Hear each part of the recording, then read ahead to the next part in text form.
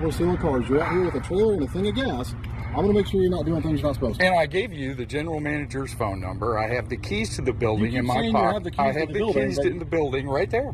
That tells me nothing. So the alarm code's there. I got the keys to the White House in my car. What am I supposed to give you? What do you want? Your driver's license. Or identify yourself. I don't need to give you my driver's license. Because I'm stopping to check on you. I've told you why I'm checking on you. I've told you dealerships are getting broken into.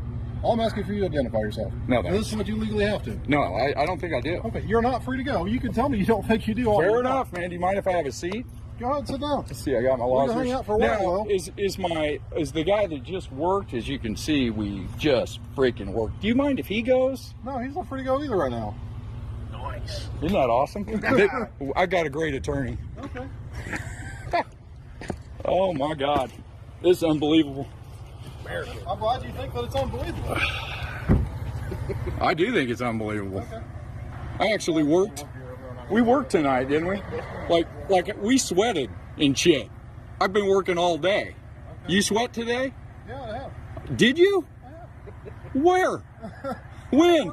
Welcome back to the channel, folks, and buckle up, because tonight's case dives straight into a late-night showdown between two hard-working employees and one officer who seemed determined to turn a routine work shift into a full-blown investigation.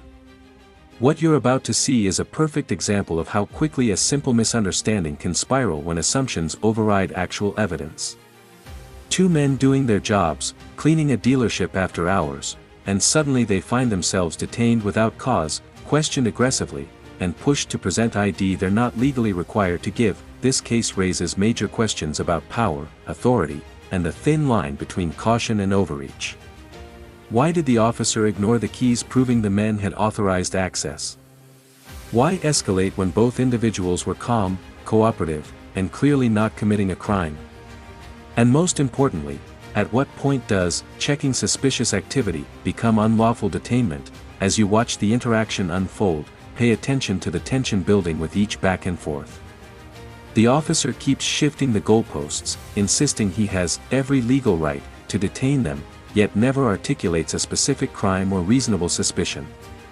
Meanwhile, the men maintain their composure, repeatedly explain their purpose, and even offer proof, only to be dismissed. No, you're sitting in an awful fancy car over there, and I don't know, man. And here you are hassling guys that work hard for a living. I'm sorry, I'm trying to make sure people aren't stealing things from the I told you I got the keys to the car right here. I got the keys to the White House in mine. That's good.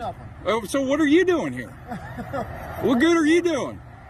I just pulled my vehicle. From the start, notice how quickly this interaction escalates, not because of aggression from the men, but because of the officer's insistence on ID.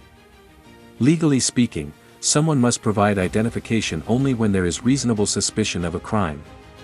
Working late, even at a dealership, isn't inherently suspicious. The officer enters the situation with a predetermined narrative: late-night workers equal potential thieves. Instead of asking simple clarifying questions like, "Who do you work for?" or "Do you have permission to be here?" he jumps straight to demands. This shift in tone sets the stage for the entire confrontation.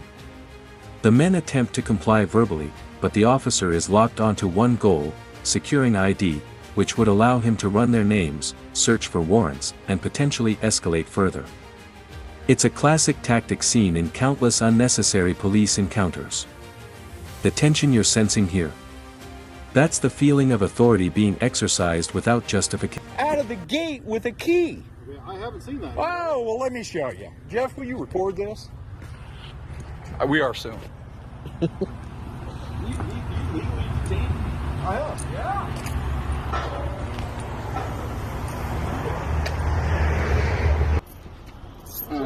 Oh, give me a break, dude. You don't work. I'll sit on your ass. What you do. Here's where the situation becomes even clearer: the officer isn't responding to a call, a report, or even an alarm. He's responding to a vibe, a feeling. Suspicion based purely on time of day and the presence of equipment. And while officers should be cautious, caution alone is not a lawful basis for detainment. The men even offer relevant information: keys, access codes, the general manager's number, but the officer dismisses all of it. Why? Because none of those details fit the narrative he walked in with. this is an important distinction. Suspicion based on circumstances is not the same as reasonable suspicion based on articulable facts.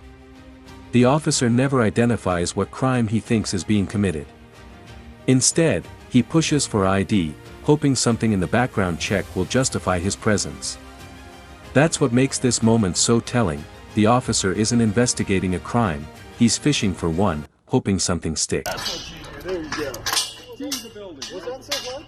No, you didn't ask for that. I told you. You said you had the key. I said that tells me nothing. You don't need my ID. You don't deserve it, buddy. Trust me. Well, I'm sorry You to ain't feel my that. ID, pal. Okay. You can be I angry might all drive you want. Princess I don't here in care. front of you, but I cleaned 40 of these car dealerships for 36 bucks. You know how many people lie to the police? What? You know how many people lie to the police? I don't give a fuck. Okay. I don't. So I have every legal right to detain you when you guys are sitting up You here. detained me. I did. You did not. Correct. Okay. I disagree with you, and we will find out. Your name. Let me get Let me this. see that. I'm going to file. This moment right here is the turning point. The officer formally declares the men are detained, even though he still hasn't given a reason rooted in actual legal suspicion. Once someone is detained, the officer must be able to articulate a specific crime he believes may be occurring. People steal cars sometimes, doesn't qualify. Nor does, "You're working late." The workers respond calmly, pointing out they have the keys, access to the building, and authorization to be there. But instead of processing the information, the officer digs deeper into confrontation mode. Why? Because admitting the men are legitimate workers would mean admitting he misread the entire situation. Authority becomes intertwined with ego, and that's when interactions like this can spiral quickly. The men's frustration is understandable, they know their rights, and they know this officer is pushing well beyond his. Okay. Let me just tell you this next time. BCK. Okay. Listen to me. I like the police. We need the police. Clearly you don't. I don't like you, Okay. but I did tell I know, you. and you know what? I'm okay with that. And I'm not okay with you wasting my time. I'm not okay with you wasting mine. Okay, well, I'm not wasting yours. You're the one wasting my time. Okay. Listen, Because I'm trying to make sure you're not breaking into the dealership. and it's very clear. I told you right off the bat. I have keys to the building. At this stage, the emotional stakes are rising. The workers are tired, frustrated, and understandably offended. They've been cleaning all day, they're sweaty, exhausted, and dealing with an officer who refuses to acknowledge any proof they provide. Meanwhile, the officer begins shifting the conversation away from facts and toward emotional one-liners, like questioning whether the man really sweated today, and making passive-aggressive remarks about the vehicle he's sitting in. This is a common de-escalation failure. Instead of diffusing tension by acknowledging the men's explanation, the officer subtly antagonizes them, pushing buttons, almost as if hoping irritation will justify further AC.